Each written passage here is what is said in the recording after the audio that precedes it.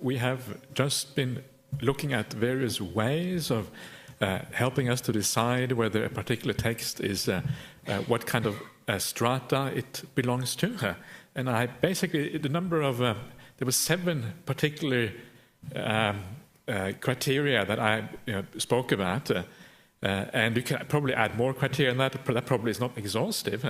And in fact, I can think of another criteria straight away, and that is like inconsistency within the sutras is another criteria which wasn't actually mentioned. And that is another one which sometimes comes up. So what I want to do now is I want to look at a particular sutta and see how these criteria actually apply to a particular sutta.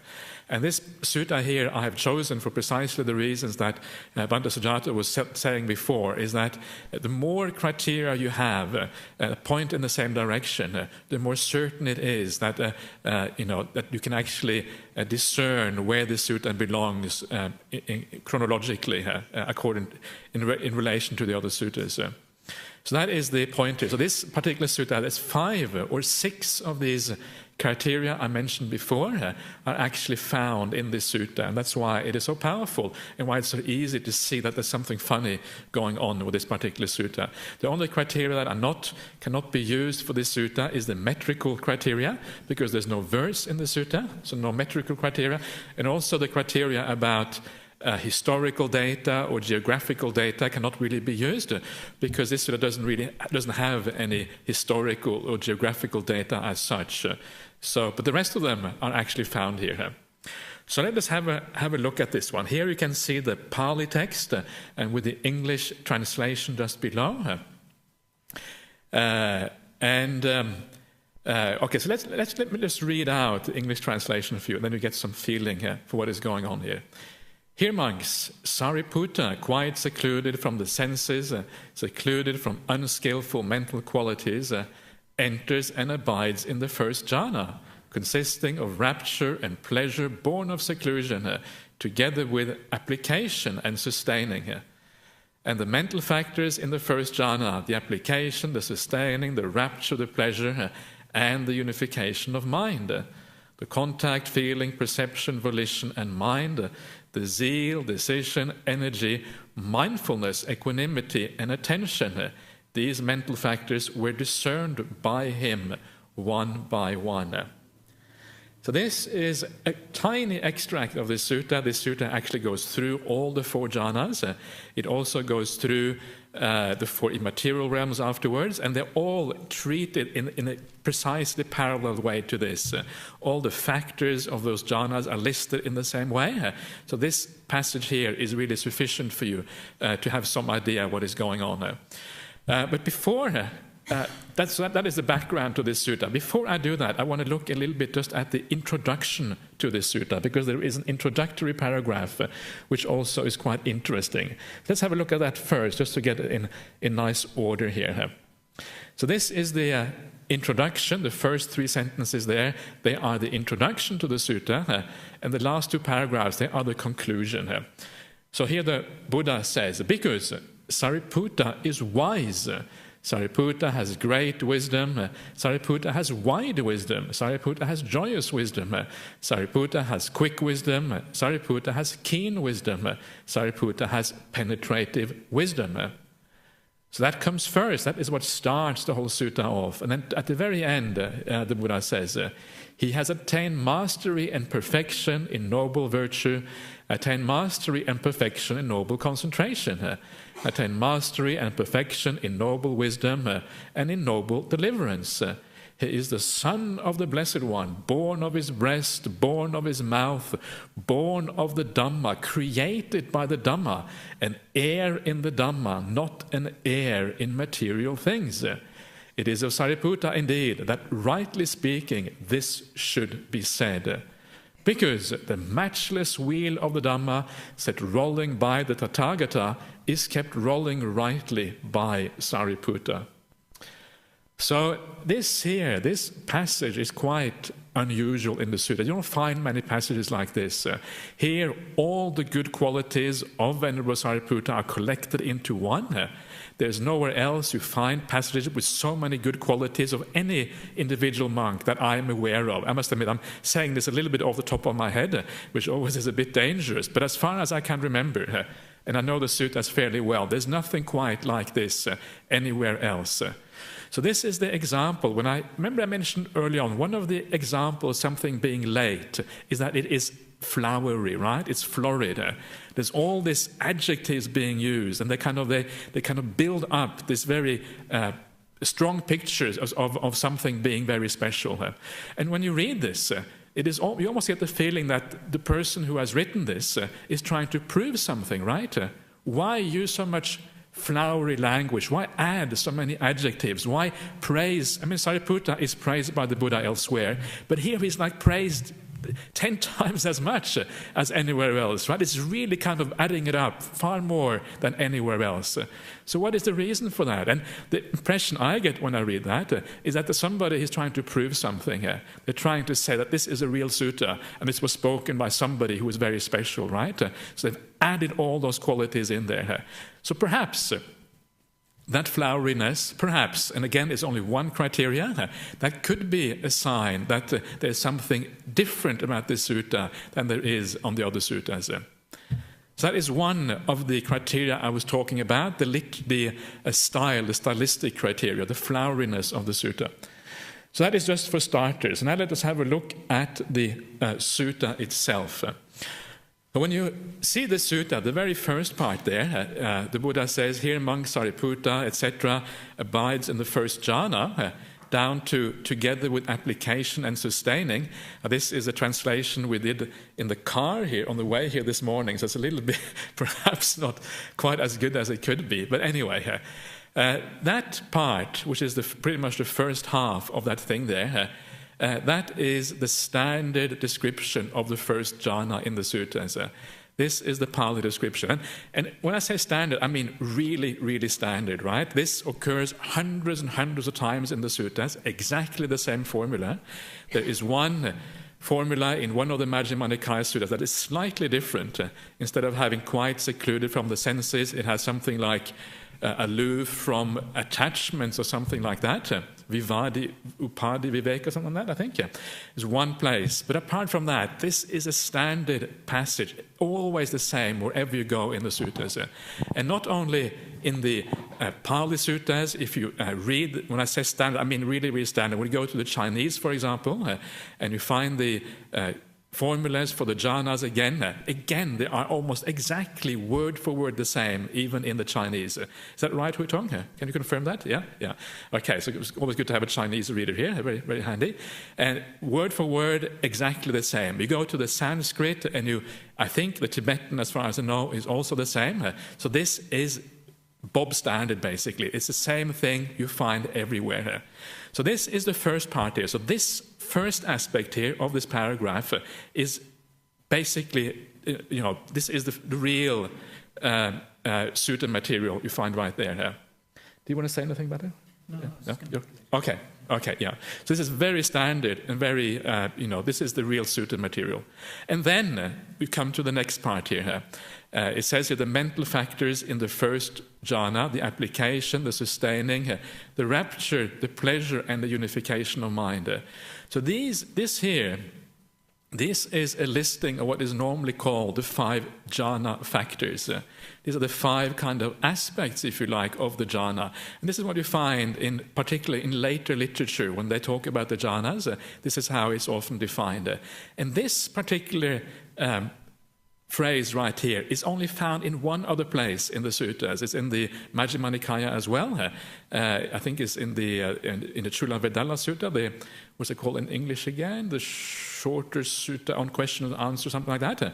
And it's exactly the same one. And there too, it is spoken by a disciple, just like here. Well, here it's supposed to be spoken by the Buddha, but anyway, there it is spoken by a disciple anyway.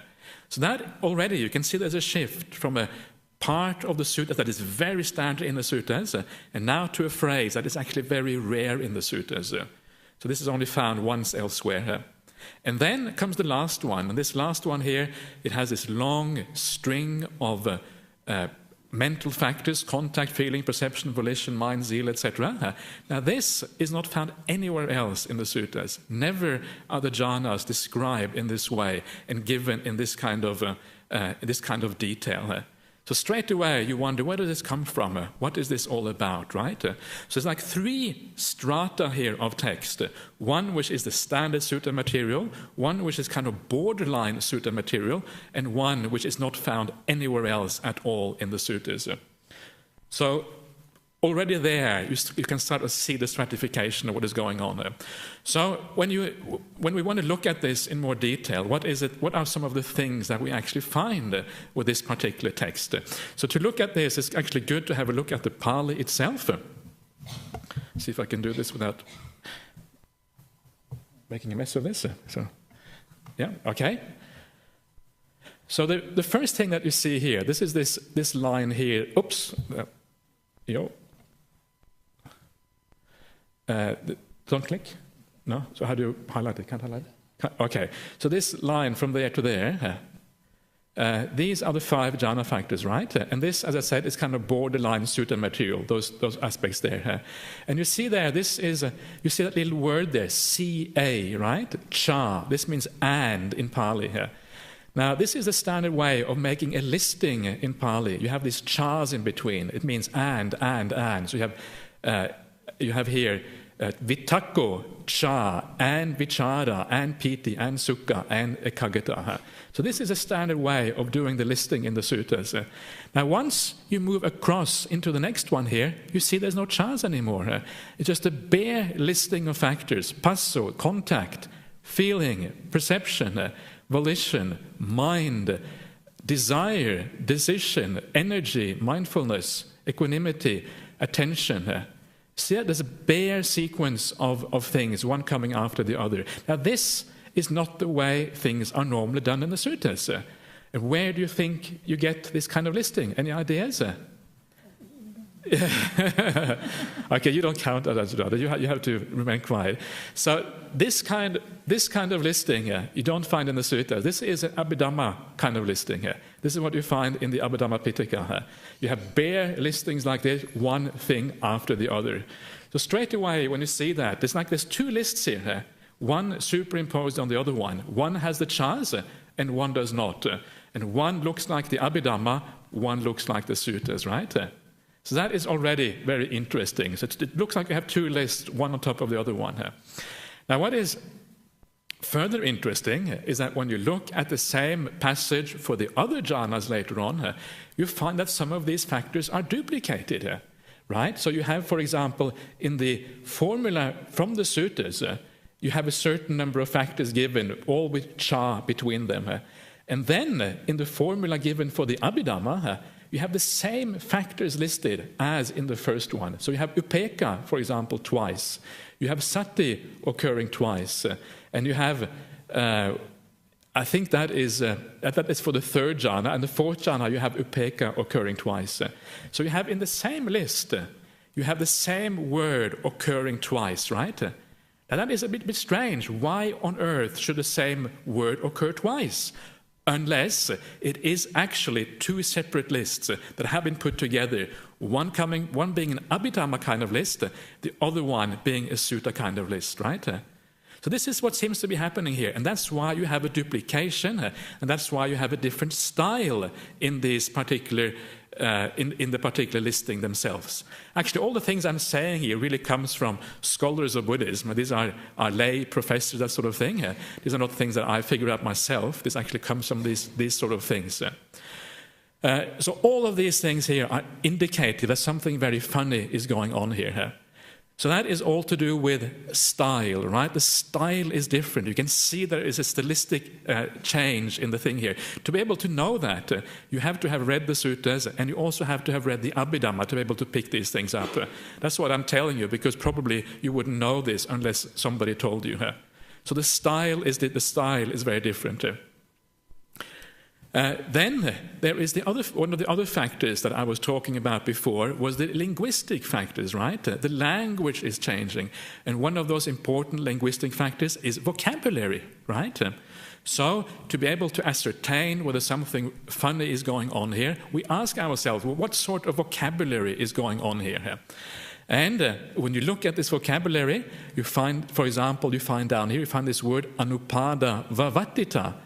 Now this word is a compound of two words. One is anupada, one is vavattita. Now both of these words, neither of these words are found hardly anywhere else in the suttas except here. When I say hardly, they're found in some sometimes obscure places. Sometimes they are found like in summary verses and things like that. But essentially, you can say they're not found anywhere else in the suttas. Where are they found? The word vavattita is found in the Abhidhamma, for example. The word vavattita is found in a work called the Patisambhidamagga, which is another Abhidhamma kind of work.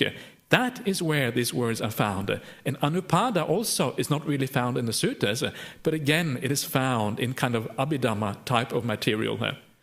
Adimoko is a word that is not found anywhere else in the suttas again.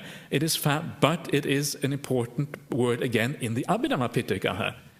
And then you have a word like chittang over here. Now, chittang usually has a very specific meaning in the suttas. It just means mind, so it doesn't really fit in this list, right? If it just means mind, all of these things here are aspects of the mind. So how come the mind is then specified separately here? And the reason is because, again, in the Abhidhamma, chittang is usually like a synonym for consciousness. So here it seems to refer to consciousness. So again, you can see here how the whole vocabulary actually is shifted away from the standard sutta vocabulary towards vocabulary that actually belongs to a much later strata of literature. It belongs to the Abhidhamma period. It's not really found anywhere else in the suttas. So this is how you start to analyze this text. So now we have had a look at the vocabulary, we've had a look at the style, and also the fluidity of this one. What else are we supposed to have a look at? Doctrinal evolution. Okay, yeah. So doctrinal evolution here is really this whole idea here. You can see it in the translation. He discerns these mental factors one by one, right? There's a whole list of mental factors, and it actually says that he discerns the mental factors one by one. So this is, again, this idea of analysis, of analyzing the mind, analyzing the body, analyzing experience.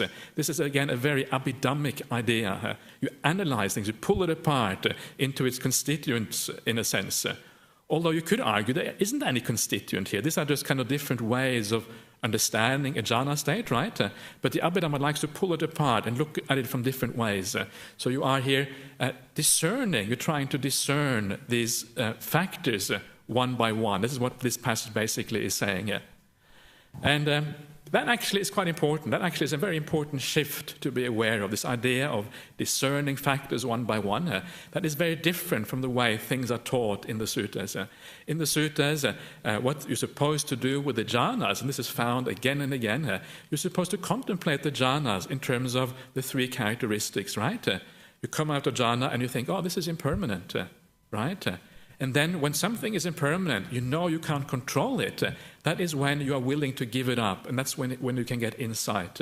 Because you understand that impermanence, suffering and non-self, they always go together.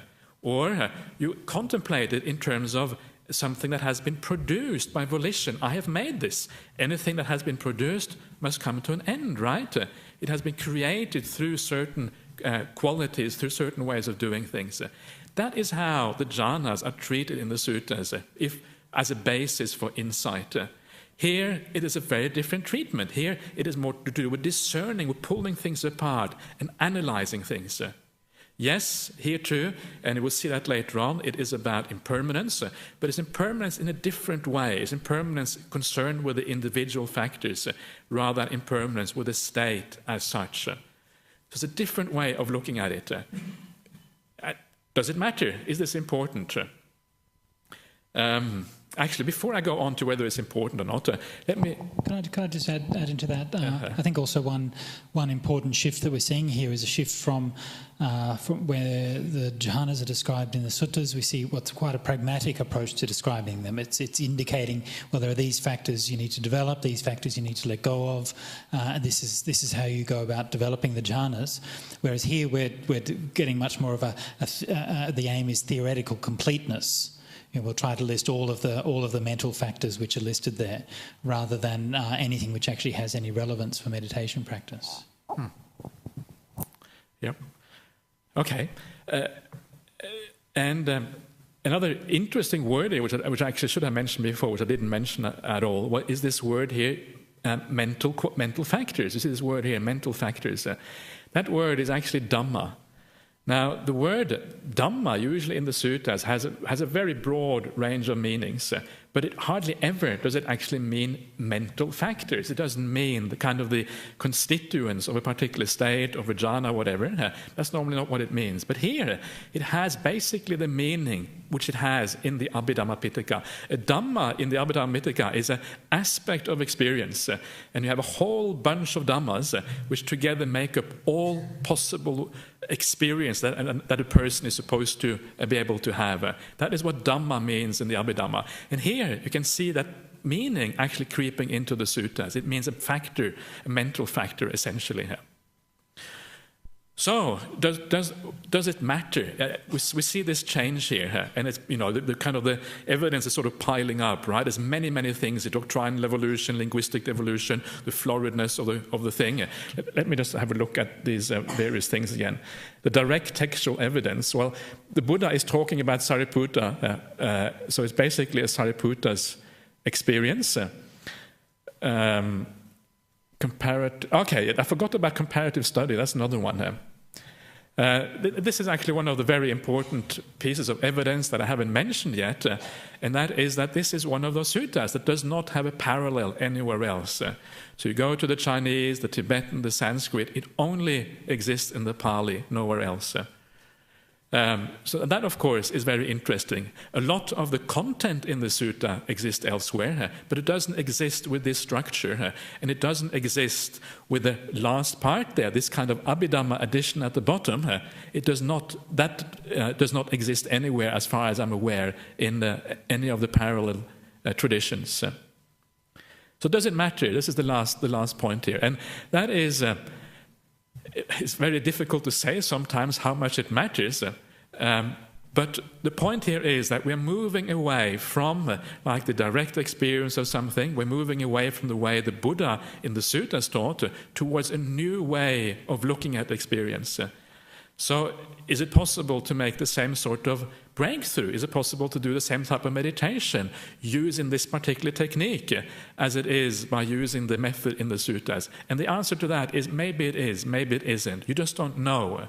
The point is, and I think this is really the important point here, we know that this now is a departure from the way the Buddha normally taught. We know that we're moving into new territory, Abhidhammic territory, and because of that, that is really sufficient reason to be careful. It may work, it may not work, we don't really know. This is outside of the ordinary sutta territory here. Often you don't actually have to decide whether something is going to work or not. You don't have to decide whether it is real Dhamma or not. All you have to decide is that it doesn't belong in the early suttas. And once you have decided that, well, why take any chances with the Dhamma? It's too precious to take any chances with something that perhaps will not work, right? So that is really what this is about. Could I just add on that? Please. This is just my own personal opinion with this, is that, you find a lot of the time in modern meditation methods, thinking particularly the Paok method and some of the Burmese practices, which are very heavily based on Abhidhamma ideas. In fact, they're completely derived from the Abhidhamma. And there's almost this sense, if people do those practices and they find that they're beneficial and so on, then that's terrific. I never have a problem with that. But what I do have a problem with is this idea that somehow when you're doing these practices whose purpose is to discern these long lists of dhammas and so on, as is taught here in the Anupada Sutta, that somehow this is better than doing the practices which we find taught in the early suttas. And so the practices which if we teach based on the early suttas, sometimes people think, oh, that's just too simplistic. It doesn't really go into the detail and the depth. And these Abhidhamma-based approaches, that's the real Dhamma, that's the real thing. And I can't agree with that at all. The Dhamma doesn't have to be complicated to be profound. And in fact, I think those approaches are much less profound than the approaches found in the suttas. The approaches for me found in the suttas are not so complicated, but complicated doesn't mean profound. They are profound because of their insight into how the mind works, and to how we become attached to things and how we cause suffering through our attachments. And that's the profundity, and not because of the detailed breakdown of things. Yes, which one?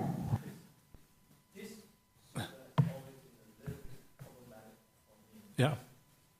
Because it seems to suggest, and I may be wrong, that for Sariputta, the way he practiced according to this is that even during the jhana, he's able to discern all those practices. And I hear from all the acharyas and all the non-meditation masters, usually after emerging from jhana, they can analyze what's the variation. And then we can get the realization of the vision. Yeah. So I thought there's some problem here, because I do know that there are well-practicing monks holding this idea, and I do know that other monks hold these ideas. Yeah. That's okay, repeat the question. The question is that it looks like when you read the sutta that you are analyzing the jhanas while you're in the jhana, but that seems to go against what many well-practicing monks say about the jhanas, that you cannot actually analyze things while you're in there. Yeah. Sure. The first thing, I think the first thing to say about that is that this is a feeling you can get in many places in the suttas, that you're actually analyzing while you're in the jhana. So it's important to remember that when you read the suttas, they're often very contracted statements of what actually is going on. It's often very short and very brief, and not everything that you have to do will be in there. It's often very kind of short. So sometimes you have to look at the suttas in a very broad perspective to get sufficient information to know what's going on. So this one here, at the very last sentence there, he just says that these mental factors were discerned by him one by one. Now, of course, the translation that you find in the Majjhima Nikaya, the translation by Venerable Bhikkhu Bodhi, which usually are very reliable, very good, that translation has that they were discerned by him one by one as they occurred. That's what it actually says in there. Now, if you are discerned one by one as they occur, that certainly sounds like you're doing that in the jhana, right? But actually, the Pali doesn't actually say that. The Pali says anupada vavatati, which is right there. Anupada just means one by one, and vavatati means to discern. There is nothing there which says as they occurred. So I don't know where that comes from. And when you take that out, and it just says they were discerned by him one by one, that could have happened after jhana, right? It could happen at any time. The text isn't specific. And this is how very often the texts work. You have to be very careful to read too much into them. When you see, for example, this, you go into a jhana, and then it says you contemplate the jhana. It doesn't say you come out of it. It just says you do contemplation, right? But the same thing is the case when you go into second jhana. It says you go into first jhana, then you go into second jhana. It doesn't say you come out of the first jhana to go into the second one. It just says you move into the second one, then the third one, the fourth one, and all the way down. But that doesn't mean that you're, within the first jhana, you then go to the second one. It means usually that you go out and then you enter the second jhana. Usually you have a determination for one particular jhana state. You don't kind of stay in one and then move on to the next one all the way down. And this is how it is explained even in the commentaries. So in all these cases, it is a case of you have to know the kind of the idiom of the suttas and to know that this is how they speak. And then over time you start to realize actually what is going on. But sometimes it is difficult. And in this case, you can see that one little thing like that, one by one as they occur, just by adding that little thing as they occurred, it actually already, that is enough to kind of, wear you off track in a sense and think something is there which actually isn't there in the first place. Yeah. So that is, important point. Yes, Eddie. Yeah.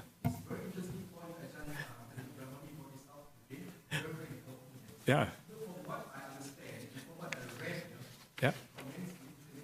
there should not be any distinction, okay? It should be a complementary, instead of each one becoming better than the other. And this is stated by many, how do I say, it comes back to like comes back to the meditation methods. One is analyzing vipassana, and the other one is samatha. Okay? Yeah. So it should be a complement of two together. Even I can pronounce it that too. Ajahn Cha, okay? Yeah. Ajahn Cha gave this in me like a stick, okay? It's a stick. One end is samatha, the other end is vipassana. Okay. You have to stick when you get two of them. Yeah. It's a complementary thing. But sad to say people, if you say some people say, oh, this is better than mine, okay? And coming back again to the history of Buddhism, okay?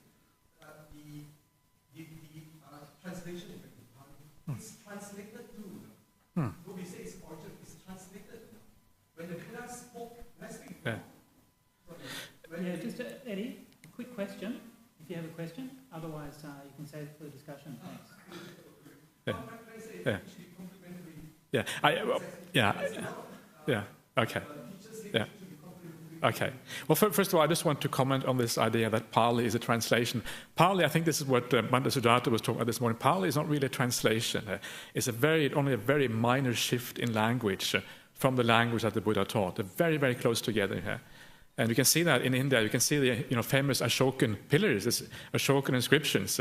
The language on the Ashokan inscriptions varies according to place and place in India, but the variations are very small. And if you can read one, you can pretty much read the other one. It's just tiny, tiny differences. So that is not really a major problem. Yeah.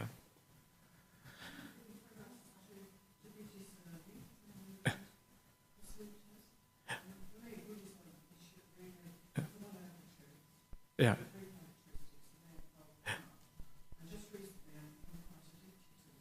Okay, good. I'm glad to hear that. Yeah, okay. Welcome to the club. Yeah. Yeah. Yeah. Yeah. Yeah.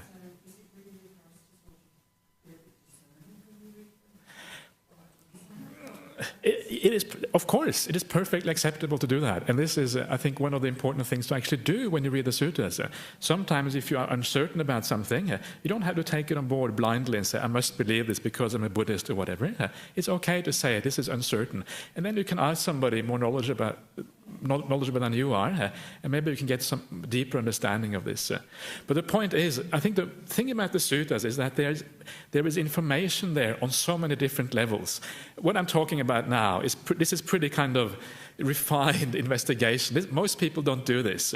And to be honest with you, I read this sutra many times. I didn't pick this up until I read somebody else's work, and they said, and then I thought, yeah, you're right, there's something funny going on here. And then I understood that something was going on. So sometimes you have to be like a scholar or an academic to pick these things up. As a Buddhist, you think, oh, this is, you're just reading it to be inspired, to get some feeling for what the Dhamma is about. You don't read it with that critical eye to pick these things up. And that's okay, that's fine. But then sometimes it's actually good to have the input from outsiders as well. So gradually, you move in that direction and you get a deeper understanding of these things. Yeah. Yeah.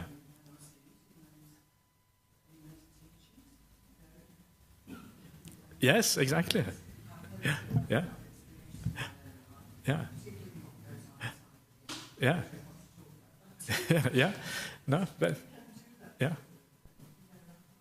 Sure you can. Yeah. That's when it really. Yeah. Yeah. Yeah. Yeah. Oh, sorry. Yeah. Sorry. Nirodha. Yeah. Yeah. Yes, Venerable.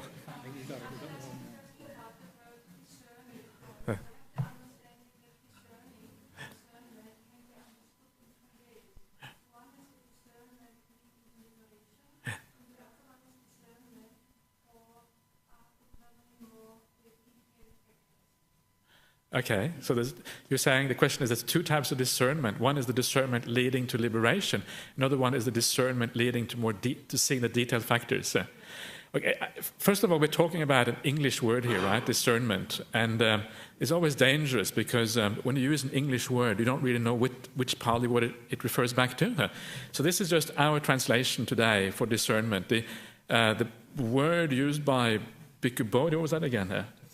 Defined. He used the word defined in his translation. So it's not quite clear exactly how this should be translated into English. But basically what it means, it seems that you are aware of the different qualities of this experience, essentially. Yeah.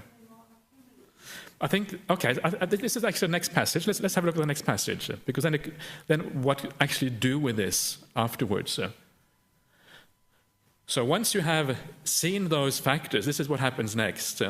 So known to him, those mental factors arose. Known they were present, known they disappeared, right? He understood. So indeed, these mental factors, not having been, come into being. Having been, they vanish. Regarding those mental factors, he abided unattracted, unrepelled, independent, detached, free, disconnected, with a mind rid of barriers. He understood that there is an escape beyond, and with the cultivation of that attainment, he confirmed that there is. So this is really the insight part, right? First of all, you start off with the understanding. So the other one is just the discernment of the state itself, understanding the factors. And this here becomes the discernment, as you're talking about, which leads to liberation, right? This is about understanding impermanence, right? The factors arise, they are present, and they disappear. And that particular passage there is usually used in the suttas to talk about feelings, perception, and thoughts, vitaka, sanya, and vedana, and not usually about dhamma as here. So here it is, again, you can see a slight shift is applied in a new way to talk about individual factors rather than a state as such. So again, it's a different thing here. And then he understood, these having been, they come in, not having been, they come into being, having been, they vanish. So this is just about impermanence in the sense of cessation, the full impermanence of these factors. And then you have the idea of abiding unattached, independent, etc., which is kind of a standard way of saying that you are, you are disconnected from these things. And then he understood there is an escape beyond. So this is just understanding that there is something more beyond this. And by the cultivation of that state beyond, he confirmed that that's the second jhana, and then the third jhana, and all the way up to cessation that this sutta takes you. So this is, more the insight part. So you have some of the similar problems with this one here as well, in the fact that it talks about dhammas, mental factors, in a slightly different way from how the suttas normally talk about these things. Yes? A shopping list. Yeah.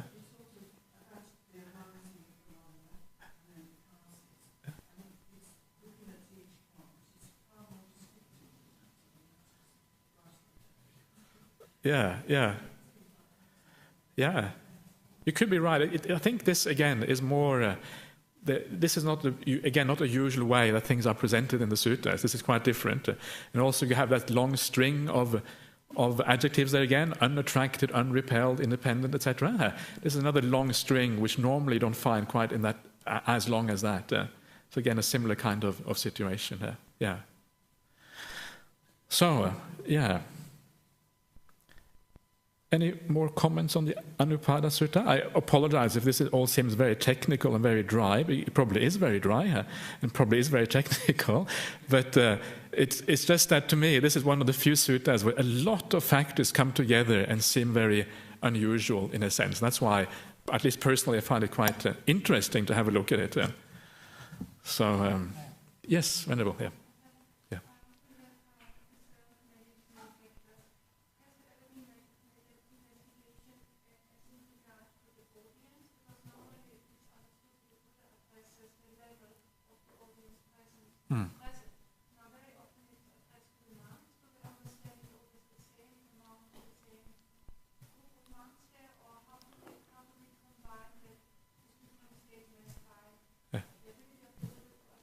Yeah.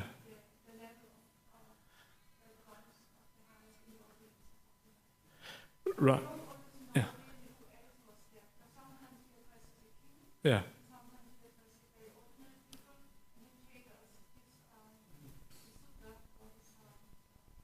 Yes. Okay, so, yeah. Sure, you're saying that the Buddha, the question is, you're saying that the Buddha often addresses people differently depending on who the audience is. How do we know who the audience is, and how does he address people differently, essentially? Is that right? How does it play in understanding the sutta? Yeah, okay. Yeah. So I think usually, one of the things about the suttas usually is quite interesting. When it is addressed to lay people, it tends to be very often quite basic teachings, actually, very often. And, teachings about morality, teaching about dana. Occasionally, when there is a lay person who is very obviously doing very well in the practice, they may give him more advanced teachings. And there's even a few cases where the Buddha tells one of the monks off for not giving a profound enough teaching to someone who was actually ready to hear that. But I think, generally speaking, the suttas are incredibly consistent, and it doesn't seem to matter whether you're teaching a lay person or a monastic. The teachings will be the same, and part of that, presumably, is also because the suttas have been presumably been made consistent after the fact, so to speak, so that things are very clear. It may have taken the Buddha a while, in the beginning, to find maybe the right phraseology, how to phrase things in the right way, and then after a while it became standardized. But I don't think that there is any great difference in how things were taught to the lay people or to the monastics. I think the phrasings are essentially the same, and that is why this kind of thing really stands out, because it's different. Yeah.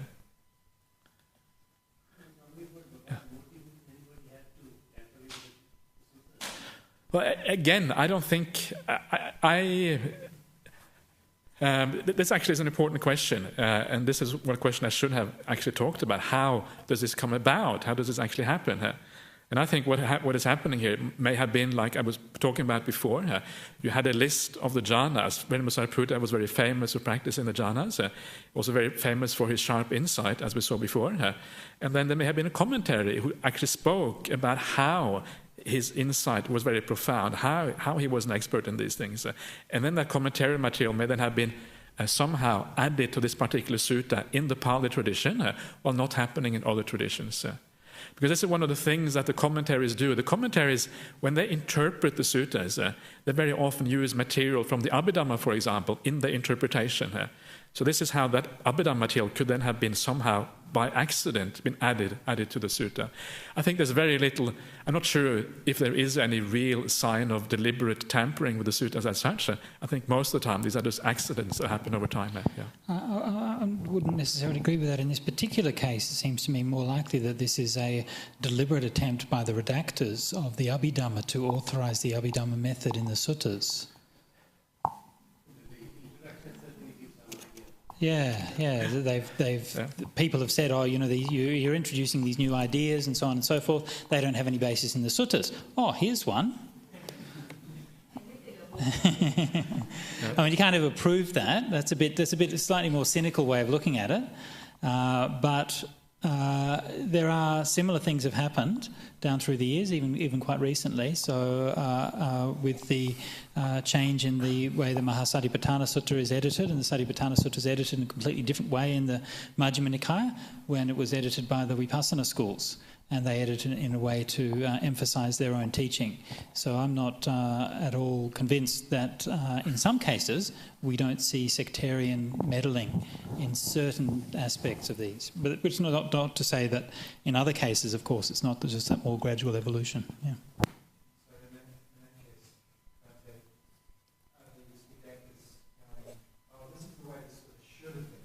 So right. Sort of like, or they're saying, no, it's just put in our interpretation. Right. I mean, exactly. They're not saying we're going to invent a new thing that changes what the Buddha taught, right? But what they're thinking is saying, well, this is what we have. The text is passed down by the Buddha, but it's not always very clear, and these people are interpreting it that way, which is wrong. Our interpretation is right. So let's make sure that the sutta expresses itself in the way that the Buddha meant it to express itself, which of course is our way, right? So it's more that kind of process, yeah. But I think one of the points that Venerable Bhikkhu Bodhi makes in one of the suttas that was part of the reading list at this time is the distinction between a sutta that is definite, is spoken in definite language, and one that has to be interpreted. So there is a sutta which is, this is the final kind of, is expressed in its final words, another one which actually needs to be interpreted.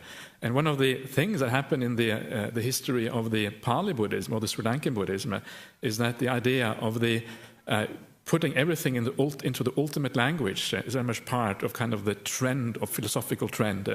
And that is what happened with the Abhidhamma. The Abhidhamma is essentially a project to try to put everything into kind of ultimate language. So you have the mind, everything is kind of divided up into its constituent aspects. Everything is divided up into, even time is divided up into kind of atomistic time, the shortest possible time sequence. And in this way, you create a system that for them is the ultimate way of talking about phenomena.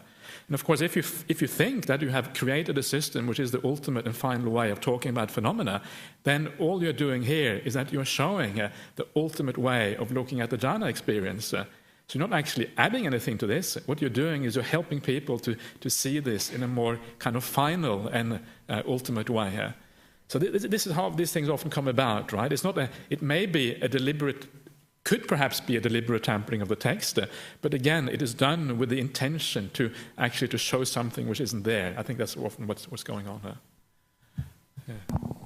We should probably move to the discussion. Yeah, okay. Okay. Yep. Okay, so thank you very much, Venerable Brahmali, for that description of the text critical method. And I say that's extremely valuable, because this is one thing when I was starting to learn the suttas and so on, basically you had no one to explain this stuff. And even in the books that do the text critical analysis, they don't explain how to do it. So this is actually really useful to have that. Now, for the next session, we're going to do the discussion. So this will be from now, it's about 3 o'clock, and we'll go through the discussion till about 4:15. And the discussion will be on the Chunky Sutta. Is it early? Why? And can we apply any of the criteria that we have learned? Okay, so the 7 criteria we've looked at today, we're going to try to apply these in the context of the Chunky Sutta. Of course, you have all read the Chunky Sutta as part of your reading for this week, haven't you? Yes. Yes, thank you. And some of you have printed out copies of the suttas for the reading and have brought them with you. How many people have brought printouts of the copies with them? Okay, so quite a few. That's good. Now, what we want to do is we want to split up into breaks. We want to break up into groups.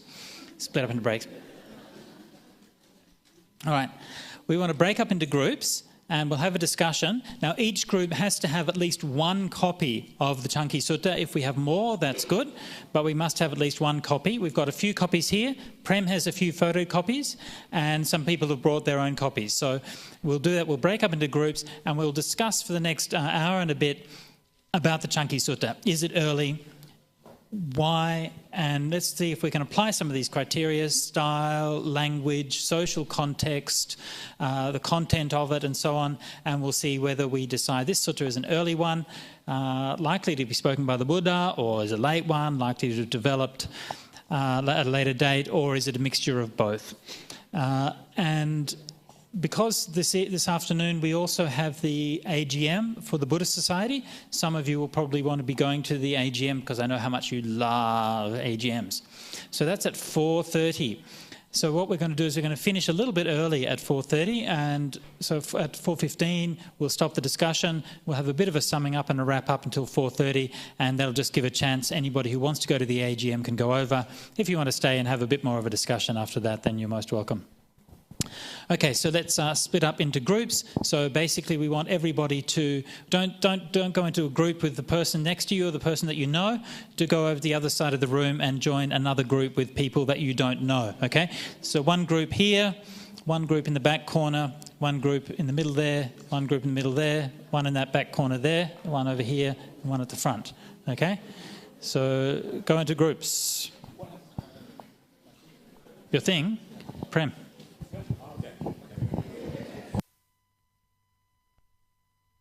And while you're having the group discussions, Ajahn Brahmali and myself will come round and join the groups and see how you're going. I went round and sat with many of the groups for the discussion, and generally speaking, there was very good discussion. People had obviously learnt something from today and were able to apply, reflect on the suttas.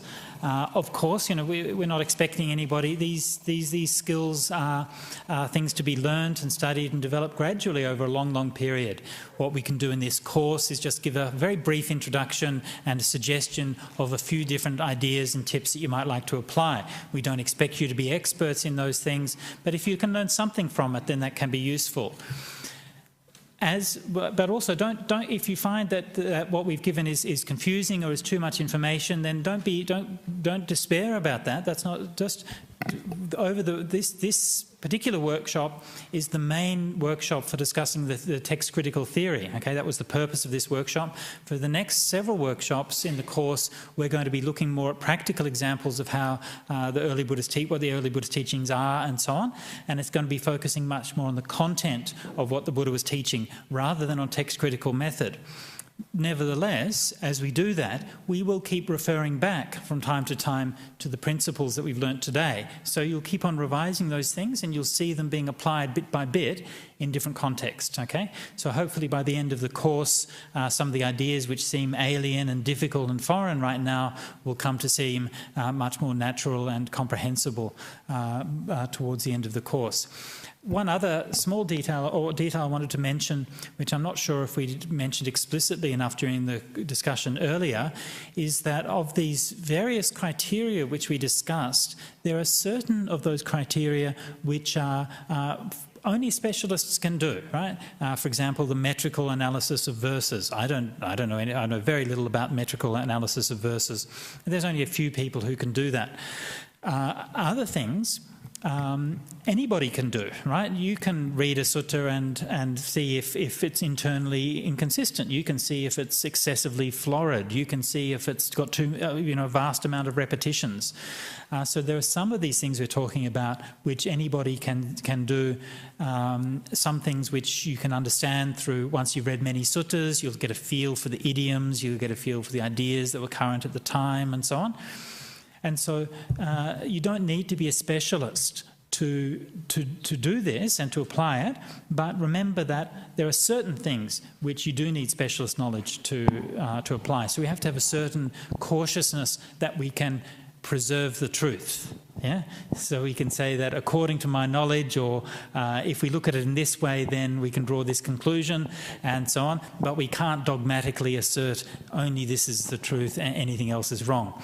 Most people, when they were discussing the suttas, this particular sutta, I heard quite nuanced discussions. Most people seemed to feel that the earlier material, the framing narrative, seemed somewhat less plausible, and that the teaching part seemed somewhat more plausible, and various discussions around that.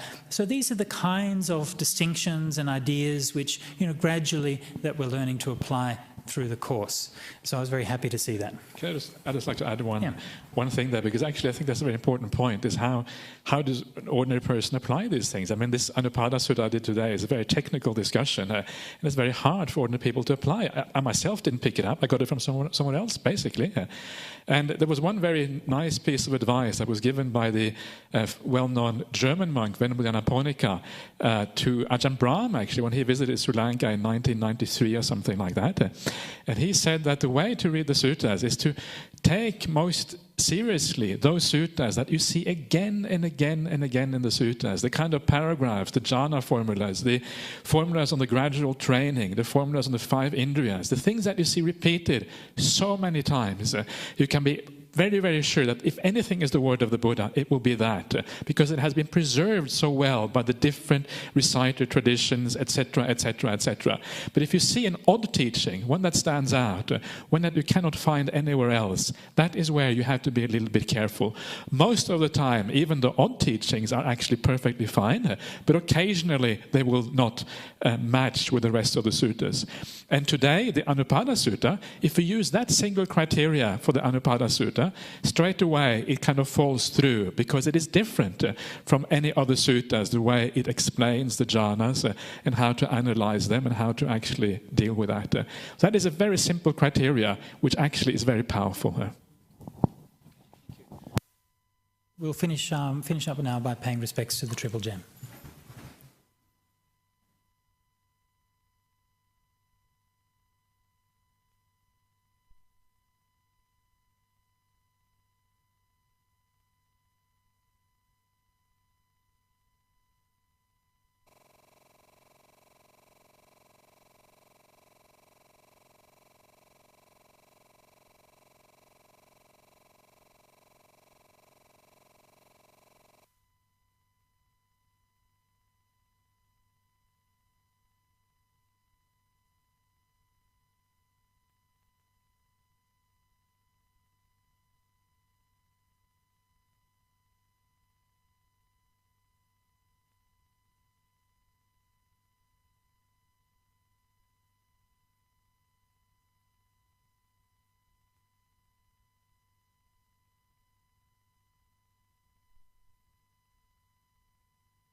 Okay, very good. So just a couple of organisational details. You will find these things, courses have been recorded. They'll be uploaded on the BSWA website and they'll be available on YouTube in a few days.